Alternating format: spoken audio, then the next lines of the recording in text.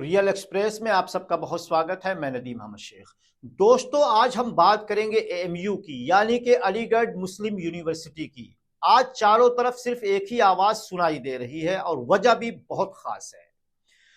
बरसों से यह सवाल था कि क्या एएमयू अल्पसंख्यक संस्थान है या नहीं। अब अलीगढ़ मुस्लिम यूनिवर्सिटी के अल्पसंख्यक दर्जे को लेकर दिए गए फैसले में सुप्रीम कोर्ट ने साल 1967 में अजीज बादशाह बनाम भारत गणराज्य मामले में दिए अपने ही फैसले को पलट दिया है। सुप्रीम कोर्ट ने कहा कि अगर कोई संस्थान कानून के तहत बना है तो भी वो अल्पसंख्यक संस्थान होने का दावा कर सकता है। अब अलीगढ़ मुस्लिम विश्वविद्यालय का अल्पसंख्यक दर्जा बरकरार रहेगा या नहीं, इसका फैसला नियमित पीठ करेगी। दरअसल सुप्रीम कोर्ट की 7 जजों की संवैधानिक पीठ ने बहुमत से यह आदेश दिया है। आपको बता दें कि साल 2006 में इलाहाबाद हाई कोर्ट ने अपने फैसले में अलीगढ़ मुस्लिम विश्वविद्यालय को अल्पसंख्यक संस्थान नहीं माना था। उच्च न्यायालय के फैसले के खिलाफ सुप्रीम कोर्ट में याचिका दायर की गई, जिस पर सुनवाई के दौरान साल 2019 में सुप्रीम कोर्ट के 3 जजों की पीठ ने मामले को 7 जजों की पीठ के पास भेज दिया था। सुनवाई के दौरान सवाल उठा था कि क्या विश्वविद्यालय जिसका प्रशासन सरकार द्वारा किया जा रहा है, क्या वो अल्पसंख्यक संस्थान होने का दावा कर सकता है। इस मामले पर सुनवाई पूरी कर सुप्रीम कोर्ट की 7 जजों की पीठ ने बीती 1 फरवरी को फैसला सुरक्षित रख लिया। अब अपने फैसले में सुप्रीम कोर्ट ने साल 1967 के फैसले को पलटते हुए साफ कर दिया है कि कानून द्वारा बनाए गए संस्थान को भी अल्पसंख्यक दर्जा मिल सकता है। हालांकि अंतिम फैसले के लिए पीठ ने मामले को नियमित पीठ के पास भेज दिया है। आपको बता दें कि 1972 में इंदिरा गांधी सरकार ने भी माना कि एएमयू अल्पसंख्यक संस्थान नहीं है। जब यूनिवर्सिटी में इसका विरोध हुआ, बाद में इंदिरा गांधी सरकार ने 1981 में एएमयू एक्ट में बदलाव कर यूनिवर्सिटी को अल्पसंख्यक संस्थान मान लिया।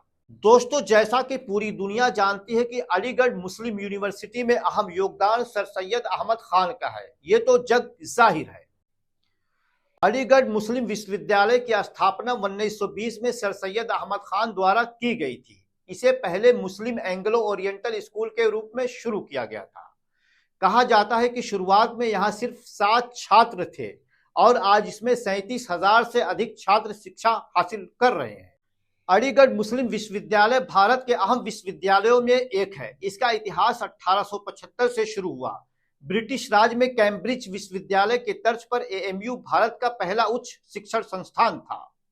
1875 में सर सैयद ने मुसलमानों को आधुनिक शिक्षा देने की जरूरत को समझते हुए मुस्लिम एंग्लो ओरिएंटल स्कूल की स्थापना की। उस समय निजी विश्वविद्यालयों की इजाजत नहीं थी, इसलिए इसे स्कूल के रूप में शुरू किया गया। बाद में इसे मुस्लिम एंग्लो ओरिएंटल कॉलेज में बदल दिया गया और फिर 1920 में इसे अलीगढ़ मुस्लिम विश्वविद्यालय का दर्जा दिया गया। उसी साल ब्रिटिश सरकार ने एएमयू एक्ट लाकर इसे केंद्रीय विश्वविद्यालय का दर्जा दे दिया।